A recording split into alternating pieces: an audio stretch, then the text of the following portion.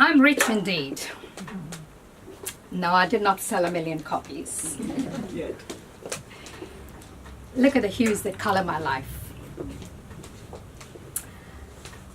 There's Zan, who keeps me flexible, pliant, and centered on the yoga mat.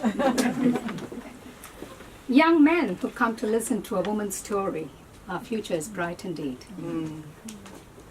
Friends who pump up my ego, then deflate it just as quickly.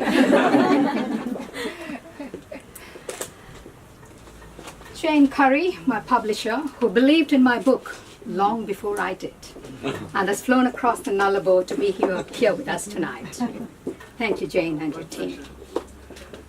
Man of science, Professor Marshall and his wife. I cannot tell you how honored I am that you're here tonight. My best mate, who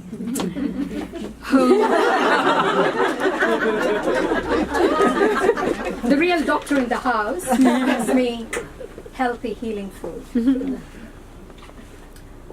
My little brother, who's not here tonight, whose faith in me continues to amaze me.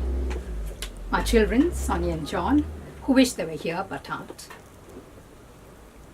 Barbara Hogan, thank you so much for those lovely words and for being the MC tonight. My pleasure. Jane Seaton for the lovely venue. Thank you very much.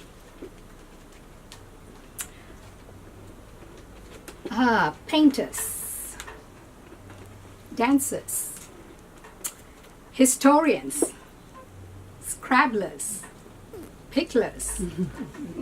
Historians, I said. What a spread. Thank you all for coming. 7 billion stories, 7 billion lives, and the stories keep unfolding. I'm so glad my story has brought you here this evening.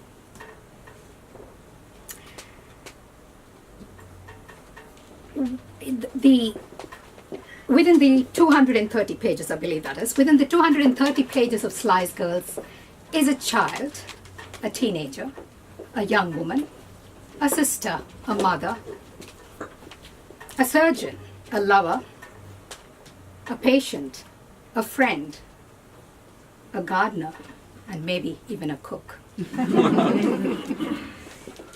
But in some sense, aren't we all versions of this complex creature? When on an impulse I decided to put pen to paper, I had not envisioned this day or foreseen this book launch. Sitting on my divan, it just seemed to take a life of its own and it tumbled onto the pages.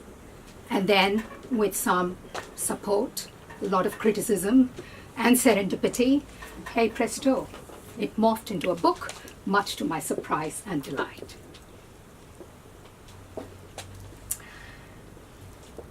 The book, Slice Girls, has been referred to as a feminist reflection. And the fact that it's being launched today on International Women's Day probably gives credibility to that assumption. Equality seems to be the operational word for the third wave of feminism we're going through. But I don't want to be equal to a man.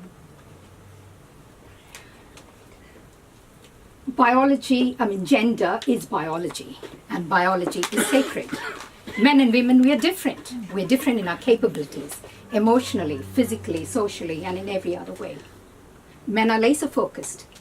Women are multifaceted.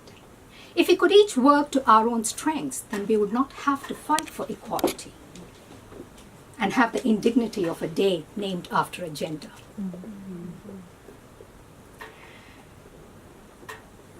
Women, I believe we are the lucky winners in the lottery of life. We can multitask, we get to bear children, and we can even put lipstick on. Men, I believe your lot is a fortunate one too. You're single-minded, you don't have to bear children, and you get to wear pants. So while equality is not my clarion call, equity is. For I believe if a man or a woman wants to follow his passion or her passion, it's her birthright that we should all respect.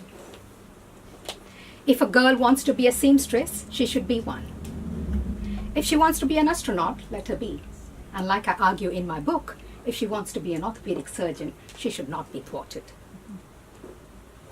Boys will be boys, men will be men. We hear this often enough. There's a book sitting there. Clementine. As the mother of a son, now a young geologist, as the wife of a loving man, as the sister of an indulgent brother, and the daughter of a doting father, I do know that boys will be boys and men will be men, sometimes to my vexation. But all I ask is, let our girls be girls. As they follow their passion, let us celebrate their femininity. So to all women, young and old, be a girl and follow your dream. Thank you all. Thank you.